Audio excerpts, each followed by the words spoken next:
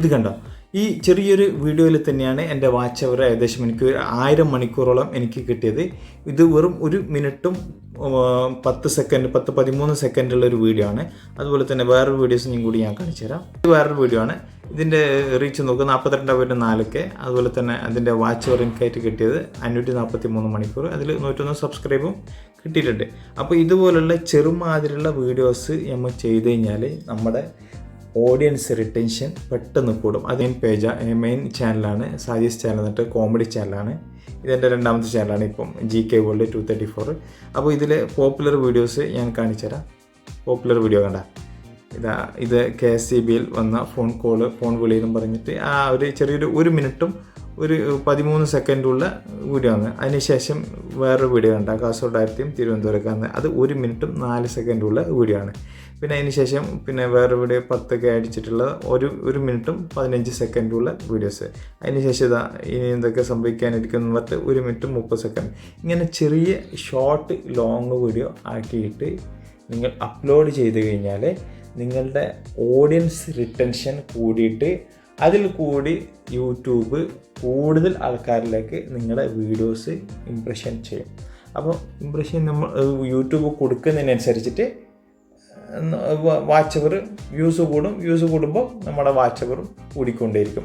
അപ്പോൾ ഇത് നല്ലൊരു ട്രിക്കാണ്. പക്ഷേ ഞാൻ എങ്ങനെയാണ് ചെയ്തതെന്ന് വെച്ച് കഴിഞ്ഞാൽ ഇൻസ്റ്റഗ്രാമിലൊക്കെ ഉണ്ടാവുന്ന ലോങ് വീഡിയോസൊക്കെ ഉണ്ടാവില്ല, 1 മിനിറ്റിൽ കൂടുതലുള്ള വീഡിയോസെല്ലാം ഞാൻ ഇൻസ്റ്റഗ്രാമിൽ ആദ്യം റീലാക്കിയിട്ട് അത് ഞാൻ ഡൗൺലോഡ് ചെയ്തതിന് ശേഷം അത് യൂട്യൂബിൽ അപ്ലോഡ് ചെയ്യുന്ന രീതിയാണ് എനിക്കുണ്ടായിരുന്നത്. പക്ഷേ ഇൻസ്റ്റഗ്രാമിൽ റീൽസ് ആക്കുമ്പോൾ നമ്മൾ ഇങ്ങനെ പോർട്രേറ്റ് ആയിട്ടാണ് നമ്മൾ ഇൻസ്റ്റഗ്രാമിൽ റീൽസ് ആക്കുന്നത്.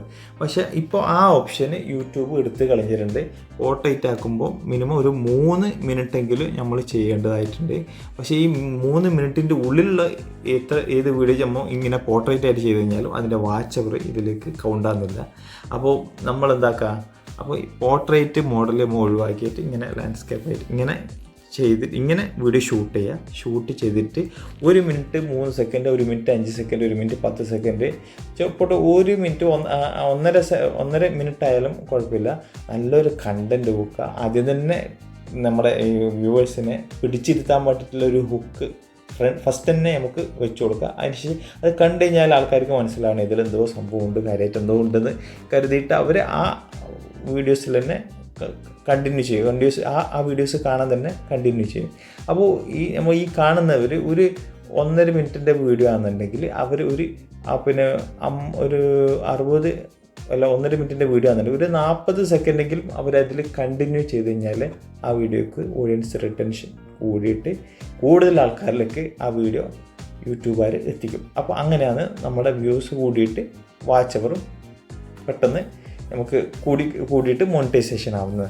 അപ്പോൾ നമ്മൾ ഇങ്ങനെയുള്ള ട്രിക്കൊക്കെ ഉപയോഗിക്കും. പിന്നെ ഒരുപാട് നമ്മൾ കണ്ടമാനം ഷോർട്സ് കിട്ടിയതിനെ കൊണ്ട് കാര്യമില്ല. ഷോർട്സ് എന്തായാലും നല്ല രീതിയിൽ റീച്ച് ആകുന്നവർക്കോ ഇപ്പോൾ 3 മാസത്തിൻ്റെ ഉള്ളിൽ 1 കോടി ആവാനുള്ള സാധ്യതയുള്ളൂ. അല്ലാത്തവർക്ക് ഒരു സാധ്യത ഇല്ല.